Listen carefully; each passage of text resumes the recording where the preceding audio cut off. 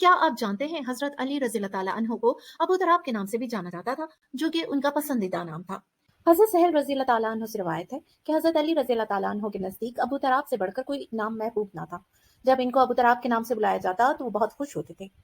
जब उनसे पूछा गया कि हज़रत अली रज़ियल्लाहु ताला अन्हो को अबू तराब का नाम कैसे मिला, तो उन्होंने कहा, रसूल अकरम सल्लल्लाहु अलैहि वसल्लम हज़रत फातिमा रज़ियल्लाहु ताला अन्हा के घर तशरीफ लाए, तो घर में हज़रत अली रज़ियल्लाहु ताला अन्हो को ना मौजूद पाया।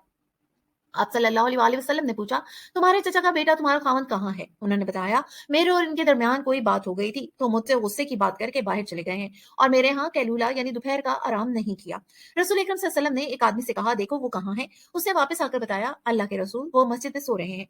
रसूल अकरम सल्लल्लाहु अलैहि वसल्लम इनके पास तशरीफ लाए, वो लेटे हुए थे, ऊपर की चादर इनके पहलू से गिर गई थी और इनके जिस्म पर मटी लग गई थी। तो रसूल अकरम सल्लल्लाहु अलैहि वसल्लम अपने दस्ते मुबारक से वो मट्टी साफ करते जाते थे और फरमाते जाते थे, अबू तराब उठ जाओ, अबू तराब उठ जाओ।